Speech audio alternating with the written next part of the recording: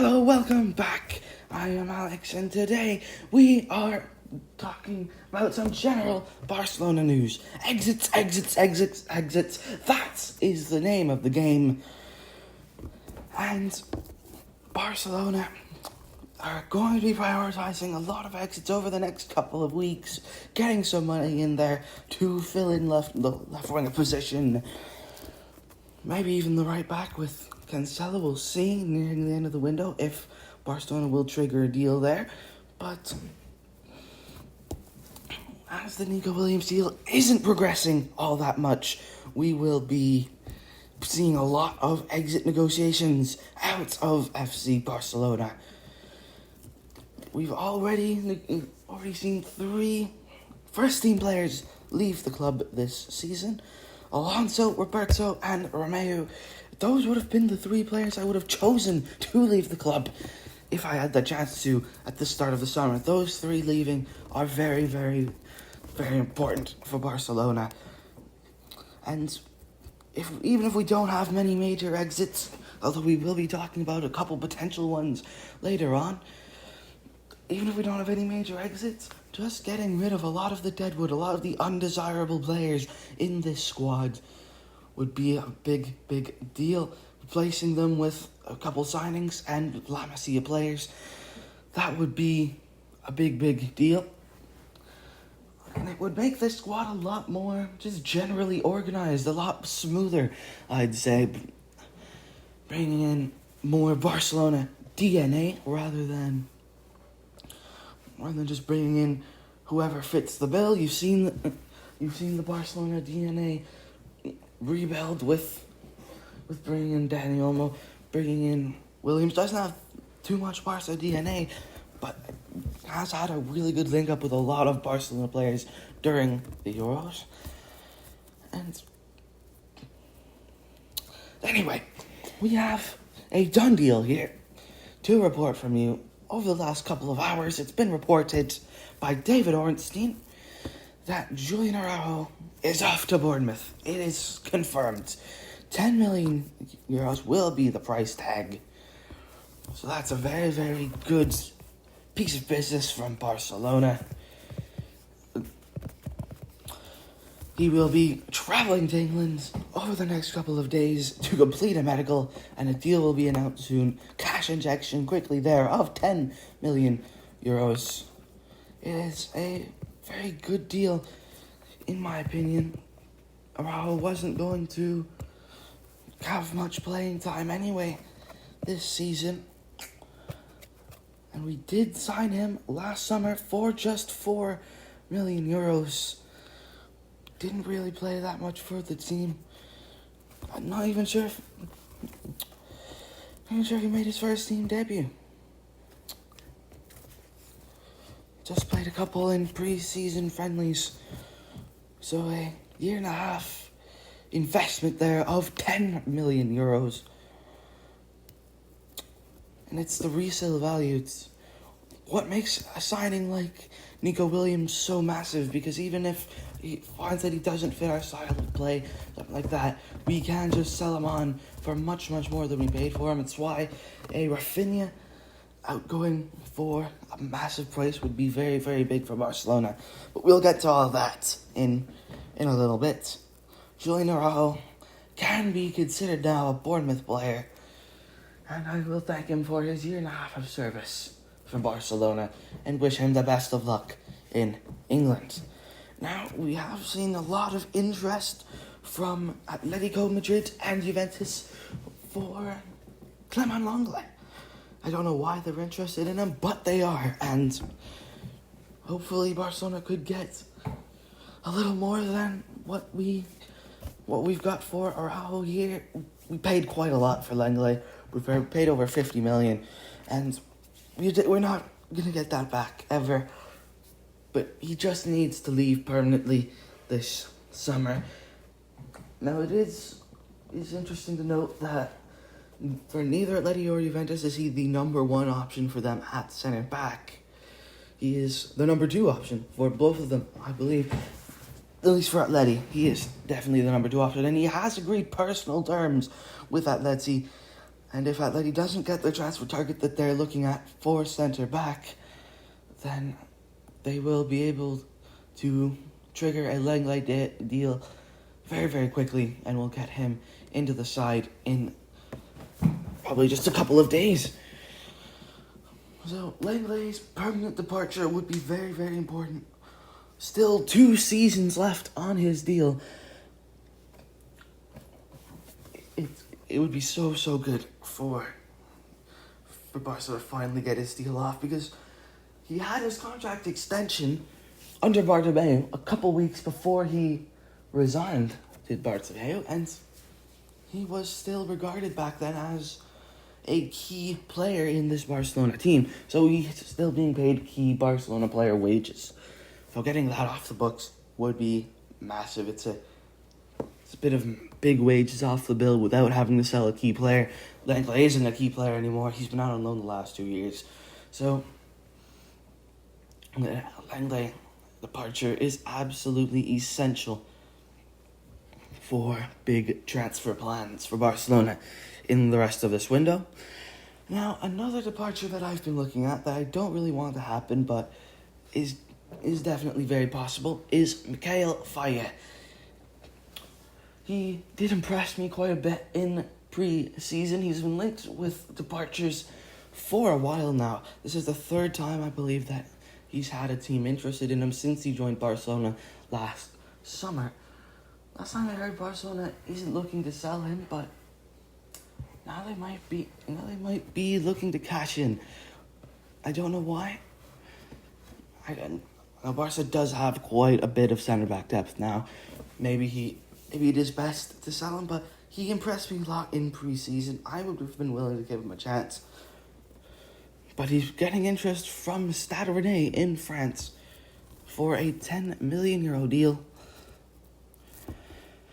And I don't think that he should be sold for that. I think that if we're going to accept an offer, I'd want it to be somewhere around €20 million. But then it would be a really big addition to Barcelona's transfer war chest, considering the low price we got for him last summer. It would be a massive increase, a massive return on investment. We only got him for €1.5 million last summer. If we can get over 10 million for him, again, it is the resale value we were talking about with Araujo. But I still am reluctant to see him go. Next, we've also seen Jean-Claire Todibo. A lot of Barcelona fans, a lot of younger Barcelona fans might not even know who that is. But he was a Barcelona player for about a year and a half back in 2019, 2020, 2021. And Barcelona put a sell-on clause when they sold him to Toulouse, 20 million, and he's looking like to Nice, sold him to Nice. But put a sell-on clause, and he has impressed since leaving Barcelona and going to Nice. West Ham have hijacked the deal for him from Juventus. They're willing to pay 40 million euros. The deal is pretty well done to be a loan with an obligation to buy next summer of 40 million. And the 20% selling clause means that 8 of those 40 million euros, 8 million of those 40 million euros, not 8 euros, 8 million euros, will go to Barcelona. Now, they'll likely go to Barcelona next summer rather than this summer, but that might be a good thing. That might be a good thing already. 8 million in sales confirmed for next summer, and Barcelona didn't even have to sell anyone. It is, no matter what, it is money welcomed to the club by Barcelona. This is why sell-on clauses are so big. And I wish Todibo luck in England. Next, we see Frankie de Jong being put on the market for 60 million euros.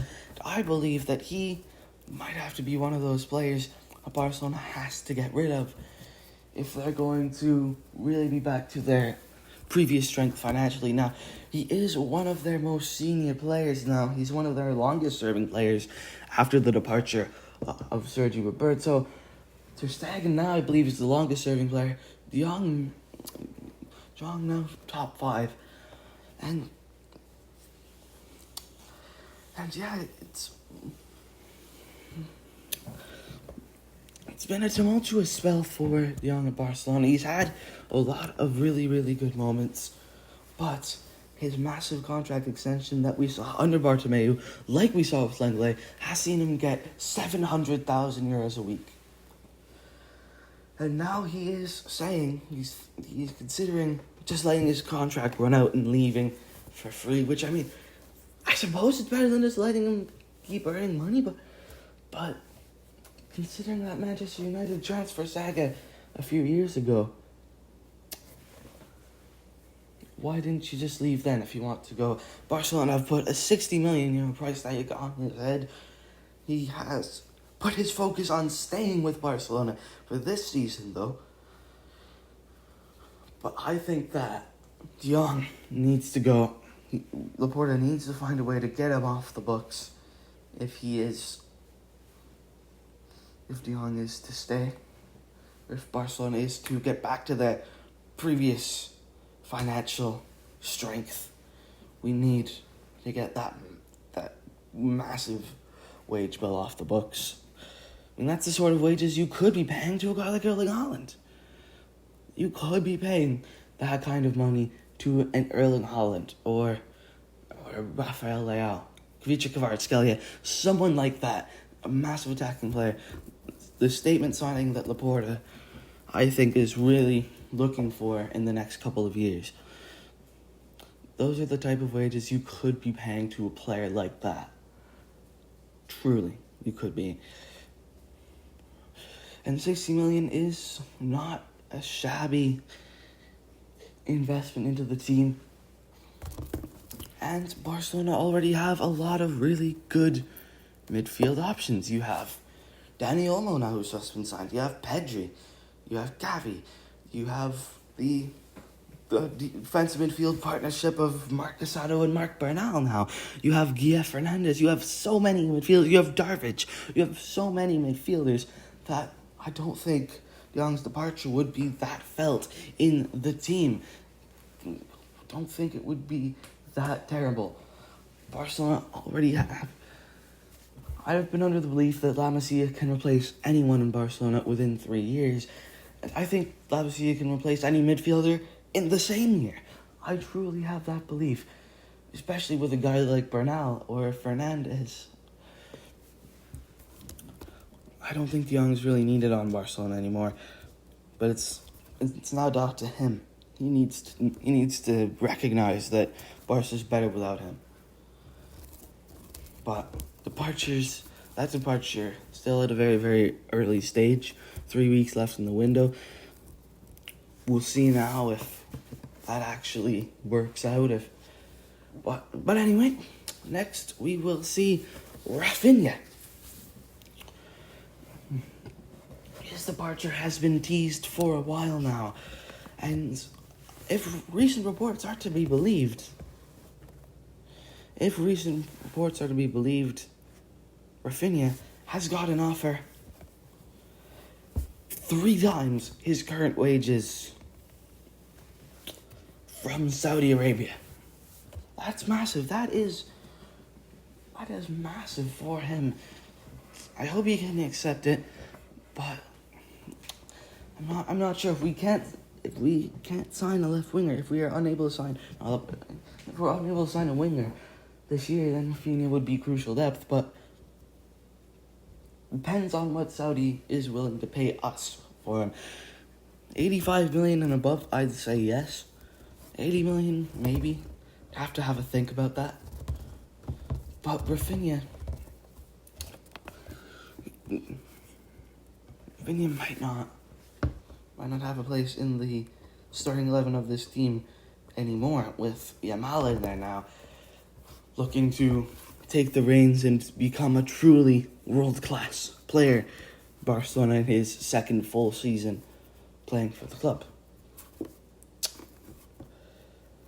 it's definitely a deal to think about, but also one that's not very advanced at this stage. But again, 3 weeks left in the window. Anything can happen. For now, guys, I am Alex, and I will see you next time.